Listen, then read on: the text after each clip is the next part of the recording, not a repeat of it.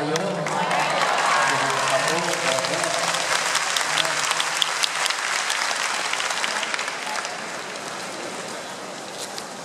Ibig po nating batiin ang lahat ng mga tagapakinig ng Radio Veritas. Ang ating pala pong recollection ay being aired right now sa Radio Veritas, Radio Totoo. Kaya ating pong batiin, palakpakan po natin ang ating mga napakaraming kapanalig sa iba't ibang bahagi ng Pilipinas na nakikiisa sa atin po sa umagang ito.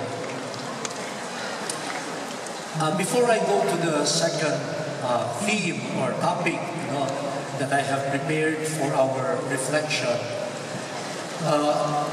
I remember a spiritual director telling us, our group, that while Easter is really a season of joy, we should be careful in discerning the type of Easter joy that we bring to our celebrations.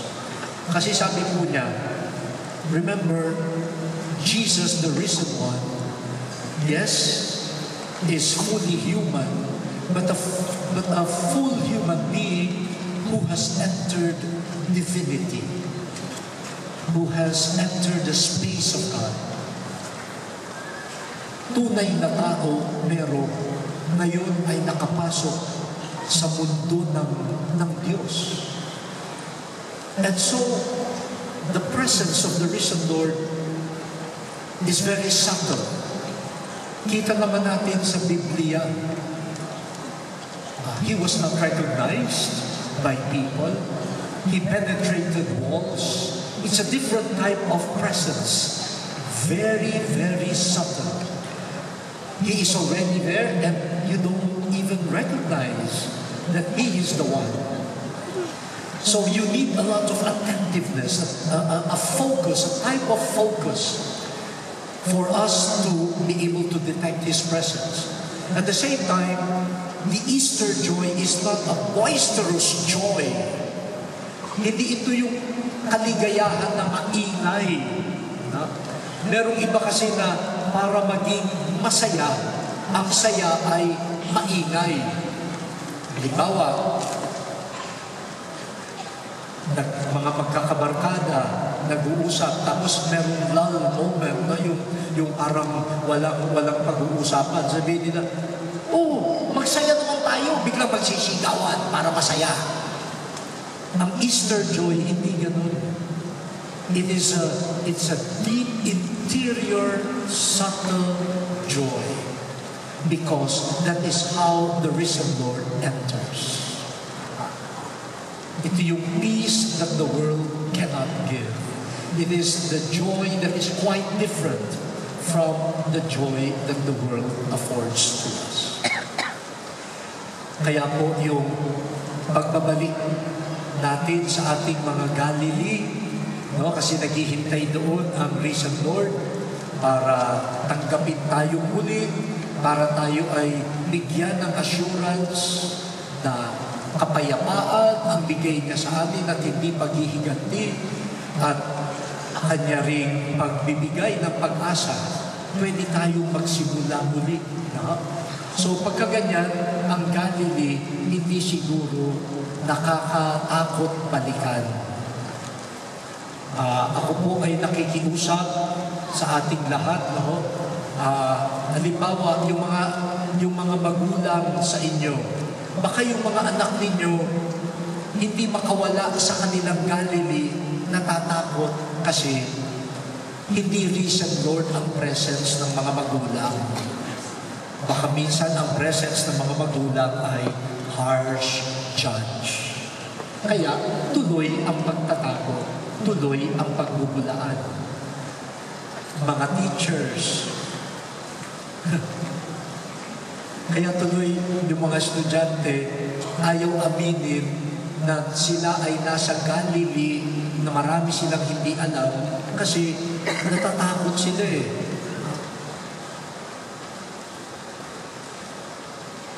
May mga teachers kasi na kapag exam, ang hinahanap kung ano yung hindi alam ng estudyante. Kaya ako hindi, nung teacher ako, hanggang ngayon teacher pa naman ako, ang hinahanap ko, ano yung alam niya. Kasi kung malalaman ko yung hindi niya alam, aba, it is a reflection kung anong klaseng teacher ako. So hindi niya problema yun. Na, baka malaki ang problema ko. So when they come to the Galilees of their ignorance or sinabi nila, ay sir, hindi ko alam yan. Huwag kang mag-alala. Dati hindi ko rin alam yan. So let us journey together. Ito, meron tayo siguro dito mga counselors, pastoral counselors, family counselors, o meron tayong mga pari na pag nasa confession. No? Those are moments of people coming back to Galilee. And hopefully, the risen Lord will be there to offer them new life. Sabi nila, sa ibang lugar daw, kumakaunti ang nangungumpisal. Natatakot bumalik sa Galilee ng kanilang kasalanan, ng kanilang lies at takot. Sana maging presence of the risen Lord tayo pag bumabalik sila. Consoling them, encouraging them with peace and with conversion. So for this second portion before the Mass, we want to continue the dynamism of Easter. So kanina nga movement na go to Galilee. I will meet you there. Go to Galilee. Ang risen Lord, napansin ko sa Bible, ang dami niyang sinasabi po, go, go. Itong mga babae, sinabihan niya, go to my disciples and tell my disciples, go to Galilee. Tamang-tama, for the second portion, alam niyo, nakita ko sa research ko, another habilin of the risen Lord is, go to the ends of the earth. Go to the nations. Puro go. Go, go, go.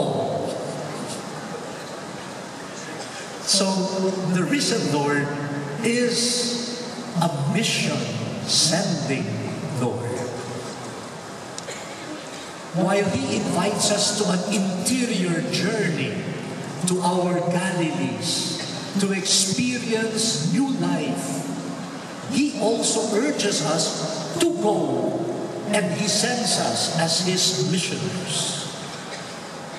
Let us look at the closing portion of the 28th chapter of St. Matthew. Matthew 28, 16 to 20. Now the 11 disciples went to Galilee. Yan, nasa Galilee. To the mountain to which Jesus had directed them. When they saw Him, they worshipped Him, but some doubted. And Jesus came and said to them, all authority in heaven and on earth has been given to me. Go, therefore, and make disciples of all nations, baptizing them in the name of the Father and of the Son and of the Holy Spirit, and teaching them to obey everything that I have commanded you. And remember, I am with you always to the end of the ages. Go. Now, if we look at Mark 16, very similar, 16, 14 to 18. Later, He appeared to the 11 themselves as they were sitting at the table. And He upbraided them for their lack of faith and stubbornness, because they had not believed those who saw Him after He had risen. And He said to them, go into the whole world and proclaim the good news to the whole of creation. The one who believes and is baptized will be saved, but the one who does not believe will be condemned. And these signs will accompany those who believe. By using my name, they will cast out demons. They will speak in new tongues. They will pick up snakes in their hands. And if they drink any deadly thing, it will not hurt them. They will lay their hands on the sick, and they will recover. Wag ko kayong maiinip, no? Luke 24, 44 to 49. The risen Lord said to them, "These are my words that I spoke to you while I was still with you, that everything written about me in the law of Moses, the prophets, and the Psalms must be fulfilled." Then he opened their minds to understand the scriptures, and he said to them, "Thus it is written that the Messiah is to suffer and to rise from the dead on the third day, and that repentance and forgiveness of sins is to be proclaimed in his name to all nations, beginning from Jerusalem. You are witnesses of these things, and see, I am sending upon you what my Father promised. So stay here in the city until you have been clothed with power from on high." And to end this, the Acts of the Apostles, chapter 1, the Ascension. So when they had come together, they asked Jesus, "Lord, is this the time when you will restore the kingdom of Israel?" He replied, "It is not for you to know the times or periods that the Father has set by his own authority. But you will receive power when the Holy Spirit has come upon you, and you will be witnesses, my witnesses in Jerusalem, in all of Judea and Samaria, and to the ends of the earth." And when he had said this, as they were watching, he was lifted up, and a cloud took him out of their sight. While he was going, and they were gazing up toward heaven, suddenly 2 men in white robes stood by them. They said, "Men of Galilee, why do you stand looking up toward heaven? This Jesus, who had been taken up from you into heaven, will come in the same way as you saw him go into heaven." Then they returned to Jerusalem. Kita ninyo, go to Galilee. And then in Galilee, he tells them, go to the ends of the earth. Baka kaya marami ayaw pumunta sa Galilee. Kasi going back to Galilee, I experienced the love of the Father in Jesus. I am consoled by his acceptance of me in my brokenness. But that is just the first part of his message. In Galilee, he will tell us, okay, now that you have returned and you have seen me and you have experienced new life in me, now go to the ends of the earth. Go to Jerusalem. Go to Judea. Go to Samaria. Go to the ends of the earth. Eh kung ako po yun, ipopostpone ko na ang pagpunta sa Galilee.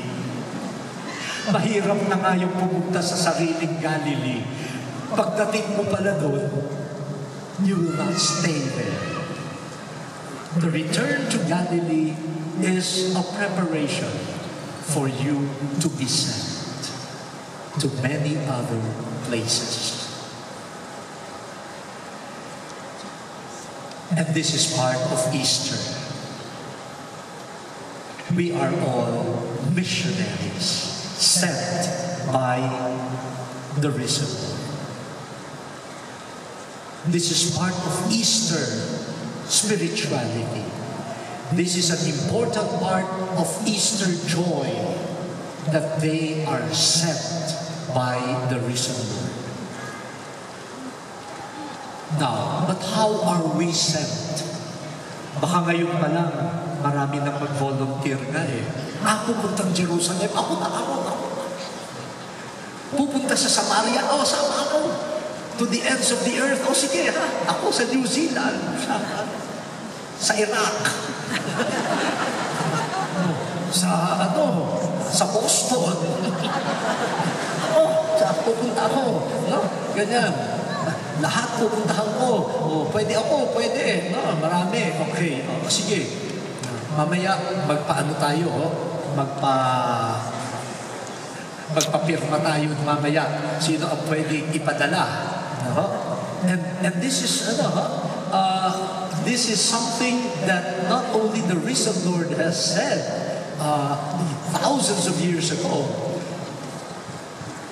Since Pope, at least during my time, since Pope John the 23rd, the popes have been telling the church in the Philippines, you have a missionary vocation, especially for Asia, in Asia. Alam niyo ba na kalahati ng Christians in Asia, kalahati nandito sa Pilipinas? Imagine, Christianity is heavily concentrated here in the Philippines. And Asia is the biggest continent in the world. So yung kalahati ng Christian sa Asia, parang mga nakasprinkle lang. Hindi yan.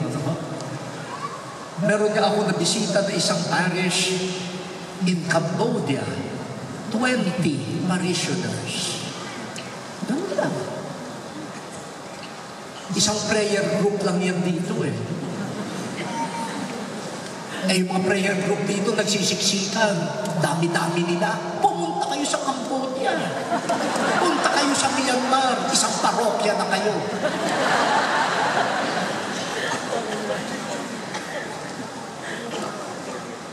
Kasi nakaka-enjoy na sa Galilee.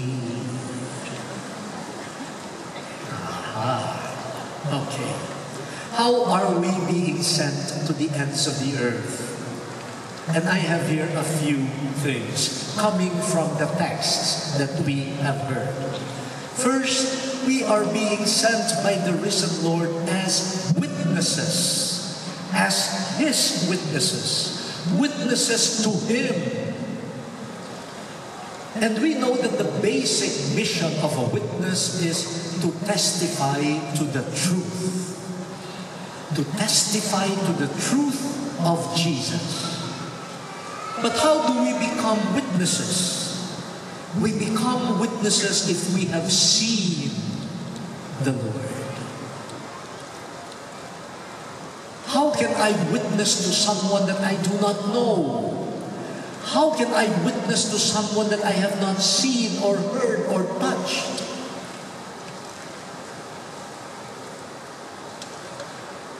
If I am sent without having heard Jesus, seen Him, not having touched Him, not having known Him, what will I witness to in Jerusalem, in Samaria, in Judea? What? Kaya tuloy ang nangyayari, tour! Aminin, ang daming pumupunta sa mga ganyang lugar, tour! At hindi witnesses. Kaya, kapag ang dami ng prayer, ang hihingi na, kailan mo tayo magsha-shopping? At walang period for shopping. Ang alam ko, kaya tayo pinadala dito to be witnesses.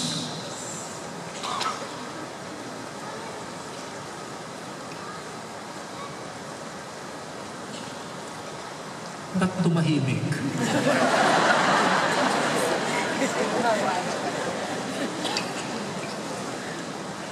Naiintindihan ko na ang katahimikan yan. So, St. John, in the first letter of St. John, No, you can see this apostle who has returned to Galilee and now takes seriously the other order of the Lord to go to the ends of the earth. Sabi niya in his first letter, what we have heard with our ears, what we have seen with our eyes, what we have touched with our hands, we proclaim to you. So, the first qualification of a witness to be sent by Jesus is, I have known Him. I know Him. I have seen Him. I have touched Him. I have heard Him. Otherwise, I have nothing to testify to. Kaya po, yung Easter mandate is at the same time a mandate to get to know Jesus and to deepen our relationship with Him. Part of mission is discipleship. I can be sent only if I am a good friend of Jesus. For if I am sent without that premise, I have nothing to talk about except empty words and beautiful formulae, but not really testify. Pero ito po, during the time of Christ, marami namang nakakita sa Kanya, maraming nakarinig, maraming nakahawak sa Kanya. Pero in the end, they shouted, "Crucify Him." They did not become witnesses. May kulang pa pala. Hindi pala sapat yung I have seen the Lord, I have heard Him, I have touched Him, I have encountered Him. There must be also faith. I believe in Him. I believe. This is witnessing. This is not just reporting data. This is not just transmission of information. A witness shares the most important element in his life, which is what I believe in, or the one I believe in. I believe in Jesus, whom I have known, and I share with you my faith. At minsan dyan po nagkakatalo. Maraming tao pwedeng magsalita tungkol kay Jesus. Madali naman yan eh. Pati nga, di ba, nababalita, merong mga fake priests na ang huhusay, mas mahusay pa raw mag-umili kaysa sa ordained priest. Pwede ka naman mag-ano yan eh. Pwede ka naman magbasa. At saka, kung bibili ka ng mga books, yung rituals, nakalagay naman dun eh. No? At this portion, the priest extends his hand. So, kahit hindi ka pare, alam mo, pwede yung iganyan. No? Let us pray. Gaganyan ka. So, pwede mong gawin yun eh. At kung artista ka, ay ba mahusay ka pa kaysa sa pare? Let us pray. Oh God! Pero sa banda mo na yung faith. No? A witness is a believer and shares from the exuberance of one's loving encounter with the Lord. So I'm not just sharing information as a witness to Christ. So mga kapatid, you will be sent after the Mass as witnesses. First to your neighborhoods, and who knows, during this year of faith, and as we are awaiting the Holy Father's document on the new evangelization, who knows? Some of you may hear now Jesus, the risen one, telling you, nasa Galilee ka na. Now, I send you to the ends of the earth. But as a witness, yung iba sa inyo, sa mukha pa lang ninyo, bagay na bagay ng ipadala. No? ito, parang may mga merong bagay ipadala talaga sa hindi ko nasasabihin kung saan. Pero talaga, kita naman yung faith. But so, if we take this seriously, we have to nurture our faith. And the reason, Lord, Himself gave us the process of forming ourselves as witnesses who could be sent on mission. First is learning from Scripture. Learning about Jesus in Scripture, the Word of God. And learning about Jesus from Jesus Himself. Yun ang ginawa niya sa mga apostles He interpreted the Scriptures to them, the parts of the Scriptures about Himself. So, makinig kay Jesus na nagsasalita sa pamamagitan ng Kanyang salita. To nurture the faith. The early disciples also became familiar with Jesus in the breaking of bread, meaning in the Eucharist. So getting to know Jesus, deepening our faith through Scriptures, to the breaking of bread, and the constant listening to the Holy Spirit, who will be sent by Jesus to instruct us, to remind us of everything that Jesus had told us. So please, my dear brothers and sisters, para naman hindi masiphayo si Jesus na meron siyang ipapadala, lalo na mga Pilipino, ipapadala, obligasyon natin to nurture our faith. In fact, marami pong dioceses ang merong ministry to the Filipino migrant workers. Pakiusap ko lang po, kung meron kayong kapamilya, asawa, anak, relative, or friend, preparing to go abroad as an overseas Filipino worker, please get in touch with your local parish priest, or if there is a ministry in your parish or diocese on that, so that we can prepare them to be missioners in the countries they will be going to. Alam niyo kung bakit ho? Kasi po, the fact of the matter is, in many parts of the world right now, in Europe, even in North America, and in some Asian countries, ang nagbubuhay ng simbahan ay ang overseas Filipino workers. Kung wala ang mga Filipino workers, ang mga simbahan po, yung iba, baka isara na. So it is our obligation. I remember Pope John Paul II addressing the Filipino overseas workers in Rome.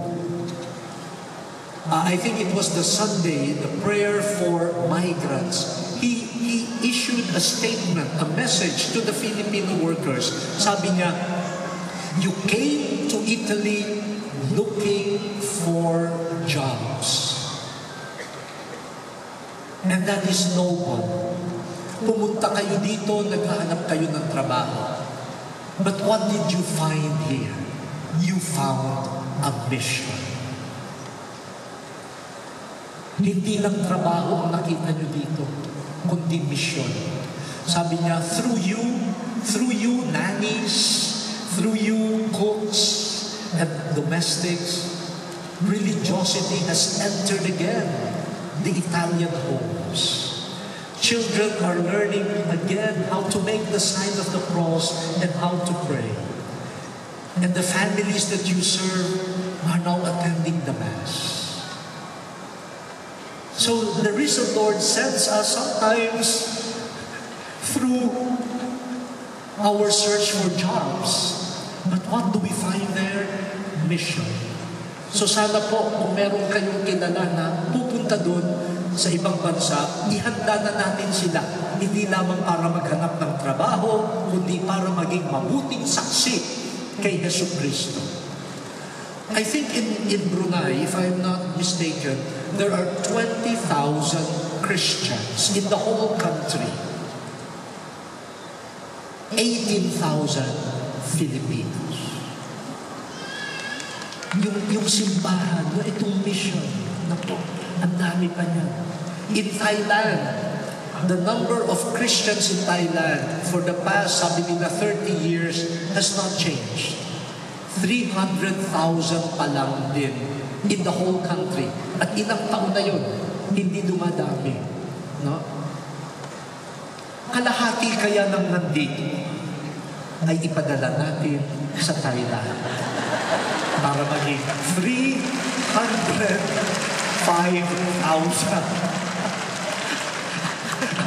Christians in Thailand. The world is so vast. The world is vast. We need witnesses to Christ.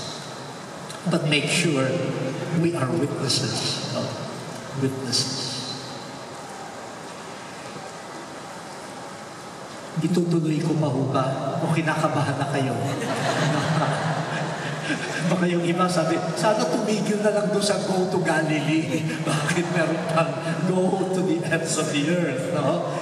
We don't want to cheat the risen Lord. No? The second thing that we want to stress with the mandate, the missionary mandate of the risen Lord to us is this. Okay, we will be there as witnesses in faith. We believe in Jesus, and what we believe in, we share with love and joy to people. But Jesus, the risen one, also says that as witnesses, we will proclaim forgiveness of sins. We will proclaim forgiveness of sins in Jesus, and we call people to repentance, to conversion. This is an important aspect of our witnessing to Christ. Sharing Christ to others, sharing His Word, sharing His ministry, sharing His life, sharing His ideals. The hearers must make a decision. Must make a decision. Even without us forcing Jesus on them. The beauty and the power of our witnessing to Christ will make people see the real Christ, hopefully. See the beauty of His teaching. And in his or her mind will hear the call to change. A change of life, a change of mentality, a change of priorities. Natutuwa po ako. I was invited to deliver a commencement address sa isang university. Hindi, nag-address. Every year naman, ang daming request na ganyan eh. No? Pwedeng commencement speaker ka sa ganito, ganyan-ganyan. Hindi, umattend ako. Nagbigay ako ng address. And I cannot hide it. I am a priest, gano'n. So, even if I had to dwell on some topics, I dwelled on those topics as a priest. And I took advantage of it as an opportunity rin to witness to my faith. Tuwang-tuwa po ako kasi